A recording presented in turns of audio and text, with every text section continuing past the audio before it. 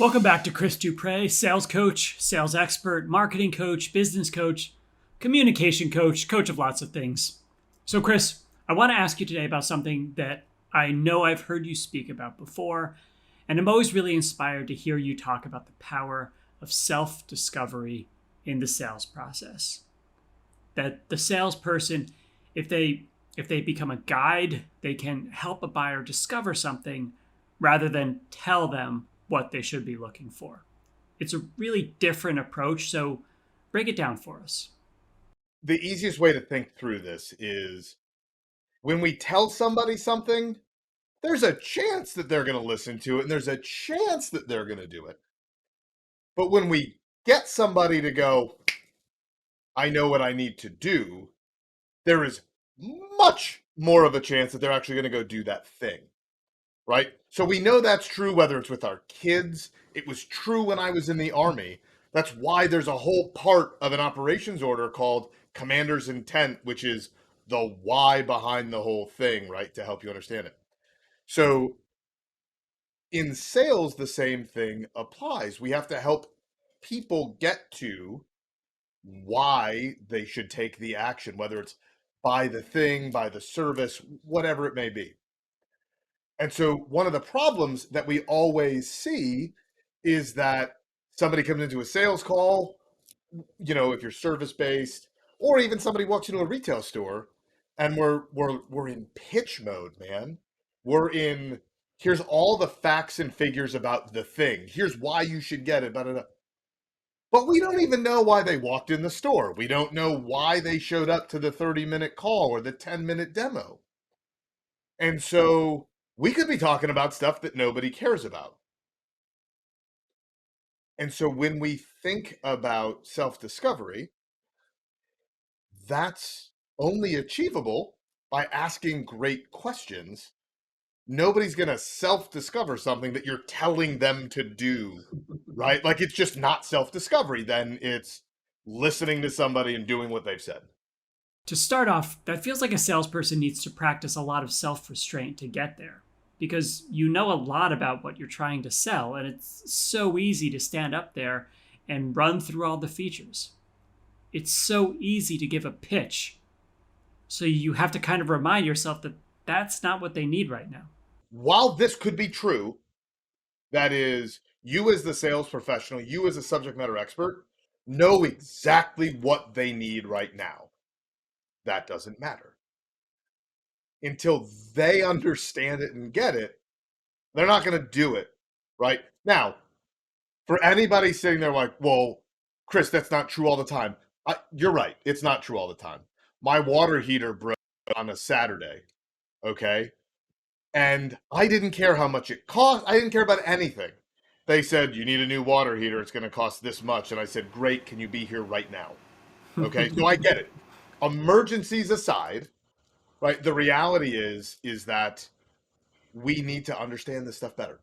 So we have to be curious as salespeople, and like you said the restraint. So you have to think through really what are the decisions that these folks have to make along their buying journey. What are the things that they have to discover through the process of talking to you? That could be in a demo, it could just be in a conversation, right? But the idea is if we go in and tell them this is what they need, you run into issues when you get down the line on price and cost. You know, so we have this thing. If you skip all the qualification, all the discovery and the qualification, because they've come to you and said, "Chris, we are so ready to do this," and you go, "Great! Here's exactly what it's going to look like, and here's what it's going to cost." You get people that look at you and go, "Whoa, no, no, no, no, no," because they don't understand the value yet. Now, some of you are going to come back and say, well, Chris, it's our job as a salesperson to tell them the value. Cool. Again, it's you telling them something. You need to get them to discover the value.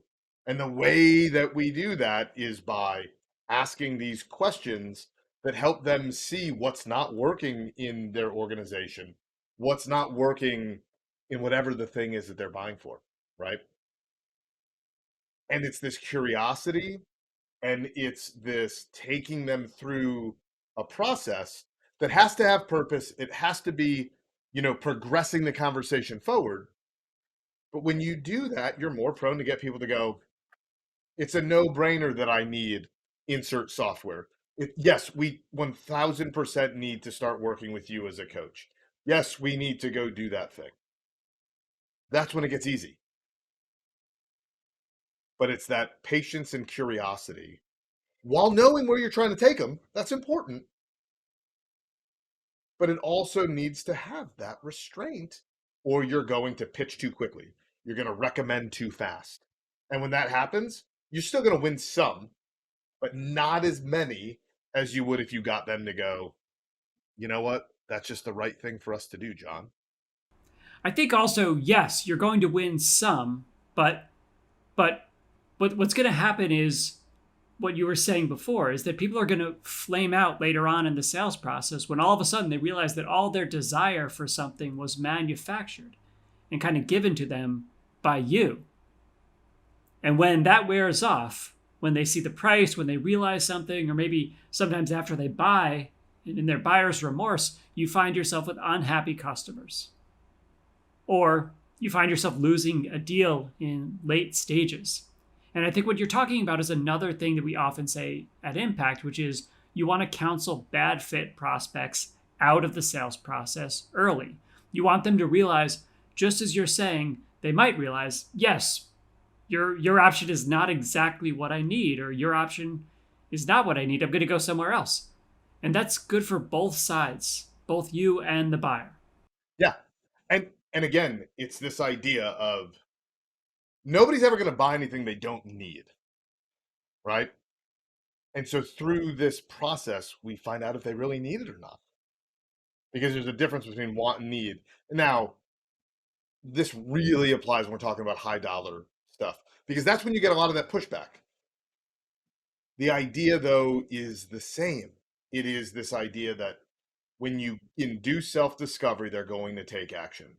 And so, one of the biggest problems in sales today is indecision.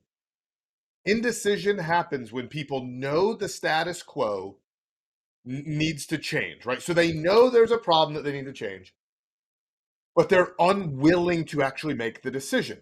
And they're unwilling to make it because they never got to the real discovery of how to solve what's wrong, right?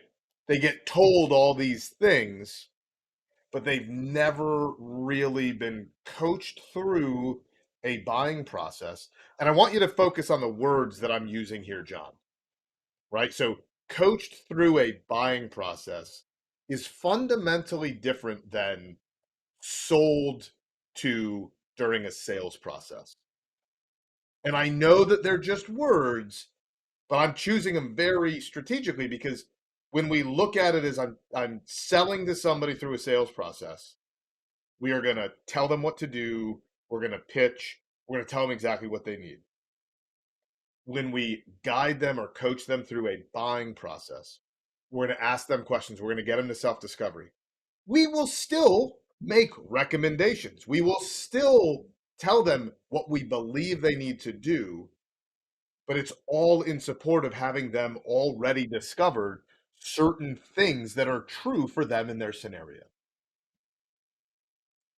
Very different things.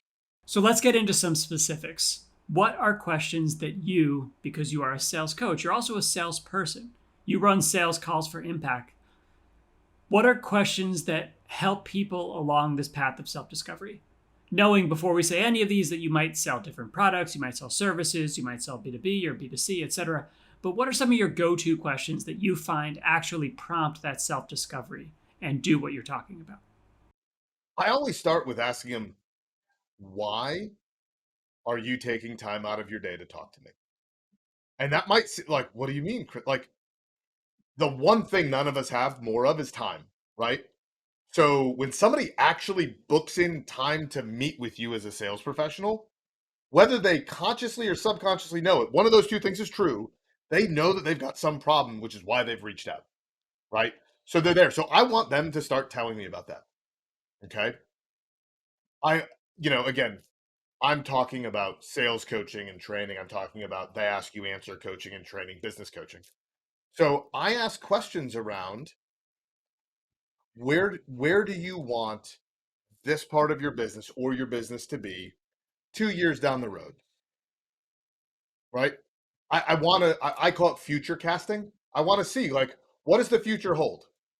If we do all these things right, what do you believe to be true? And then I love asking, okay, so what do you think needs to be true to get to that end state, right? Now, I'm going to use some Vanguard, so I'm going to get ahead of some of this stuff and say, don't worry, I'm going to talk to you about what I believe needs to be true, but I'm really curious to hear from your own thoughts. Well, to me, that strikes me so much because it speaks right to the indecision question. Because people choose a decision because it's choose indecision because it's safe, because it's the status quo, because you continue the way you've been going, which doesn't seem like all that much of an emergency tomorrow and the next day and the day after that. But you extend that timeline and you say, where is this going to lead you in 2 years? And like you said, you're future casting. And then all of a sudden, the dangers and the detriments of indecision become really painfully clear because we can't keep going this way. Even though it's easy in the short term, in the long run, it's detrimental. Right. And so we ask those questions, then we ask, so what needs to be true? Then I always tend to ask some questions about, hey, what's it going to mean for your business if you achieve that future state? Then I'm going to go into what is it going to mean for you? Right? All of these questions are getting them to talk about how they're going to feel, how things are going to impact them emotionally and like physically and emotionally as they think through these decisions, right? If their future state and their current state aren't that far apart, I'm going to ask questions like, based on what we've talked about, do you think that this is actually worth doing right now? Right? We have a colleague that asks, why now? The same premise. But the reality is, some people might be so excited about your thing, but if we don't ask the questions like, well, what could get in the way, or why is now the right time? Should you be investing in this? Right? If we don't ask those, they're not going to think about them. So when I ask, should you be investing in this? I'm not asking it because I want to hear him say yes or I want to hear him say no. I want them to think about, should I be investing in this, and tell me what's happening in their brain so I can dig deeper and actually understand what's going on. Right?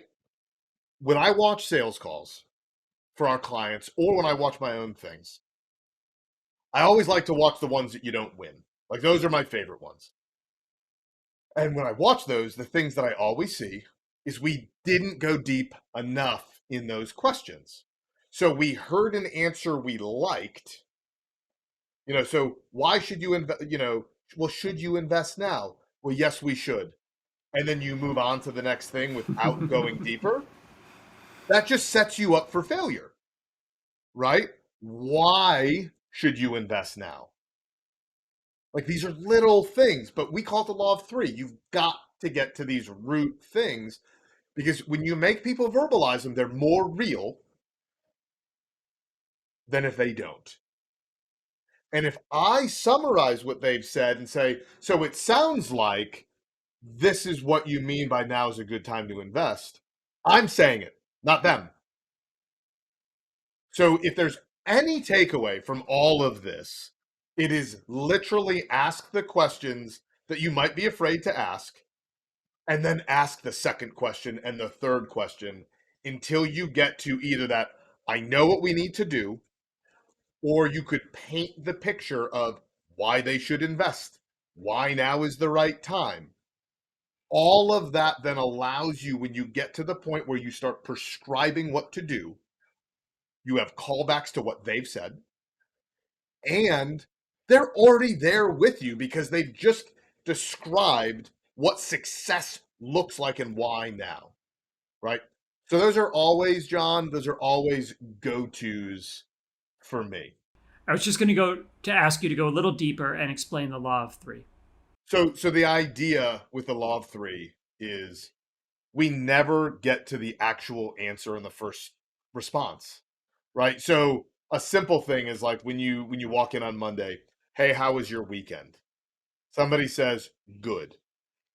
Can you paint good? Probably not. So the law of three would say so. Ask so.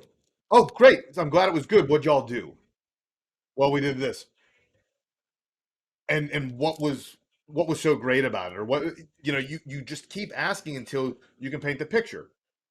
So it applies to everything. So if you ask somebody, why did you take 30 minutes out of your day today to talk to me? When I ask somebody that, it might sound like, oh, Chris, we read Marcus's book, The Ask You Answer, and we just think that it's what we need to be doing at ABC Corp. I could go, awesome, let's talk about it. Not law of three. But what I actually do is go, awesome, tell me how you think you can apply that to your business now. Because I want to hear them articulate to me what they took from the book and why they think it's a good idea. And then I'm going to go another step further with whatever they say to truly understand their thought process.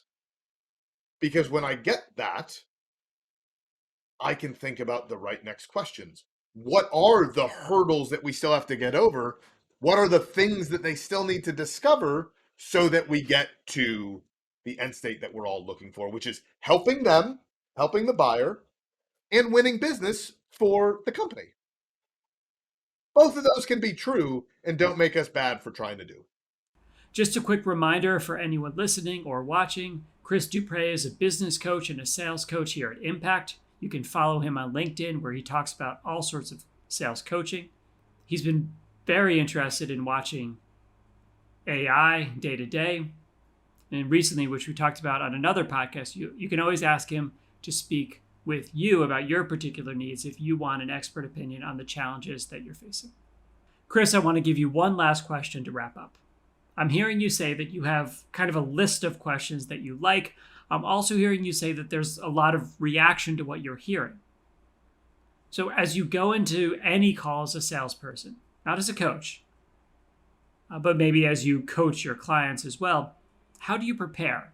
How do you find that balance of, I know I'm going to talk about this. I know I have to not talk too much.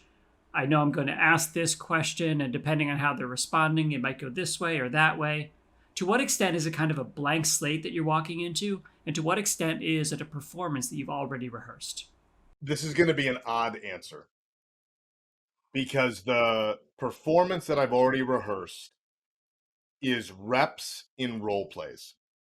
Okay. So it's not specific to the buyer that I'm talking to. Sometimes it is, but it's my preparation, my rehearsals is in my weekly, sometimes twice a week role plays with the team here at Impact. Okay. So that's the preparation. Asking real questions, going through scenarios, having to use the law of three, having to use Vanguard, all of these different things. So then when we go to like, okay, yesterday I had 3 sales calls. There are some standard things that I do from an understanding the business, understanding what they've said that their problem is. I actually use AI to go look at their website and pull some things, and we can talk about that some other time. But I generally have 1 to 2 questions that I know that I'm going to ask, and it's, why are you here? Shortened to why are you here? And really, where are you trying to go? For me, in the service that we sell, if I know those 2 things, because of all the role playing and all the training that we have done, I know I can have a great conversation to help them figure out how to get to that where they want to go. Right? If I was a SaaS product, I would know the use cases that fit for the product, and I would probably have a few questions to help me understand, hey, why are they here? Understand their current problem sets. I'd probably want to understand how they're solving it today. But again, I'd still go to where do you want to be in that future state? So it's more you got to understand the communication skills. You got to understand the actual prospect that's coming to you. But I don't have a list of 25 questions. That's actually where I've seen, John, salespeople try to ask questions, but they ask questions and like they basically just fall into this pit of despair because they don't practice the law of three, because you know that they've got a checklist of questions and they ask you a question, you answer it, and they go to something completely separate from it. And you know that all they're doing is scoping and just trying to come up with a number instead of trying to understand you and your hopes, needs, desires, worries, fears, issues, so you can help them find a solution. Great advice. So, a reminder for all salespeople the importance of self discovery, of establishing yourself as a guide for your buyer, and the benefits for both the buyer and the company are immense when you do so. As long as you commit, as long as you practice, as long as you develop the skills to be the communicator they need. Go ahead, Chris. Last word. And if you don't have a role playing culture and a call review culture in your sales organization, you need to talk to a coach like me or the team here at Impact to help you create that. Because if you don't have those two things, you can't do what we just talked about. You can't get people to self discover if you don't role play it over and over again so it becomes muscle memory and the way that we respond in sales calls. So if you don't have those, reach out, we'll have a conversation and help you get there.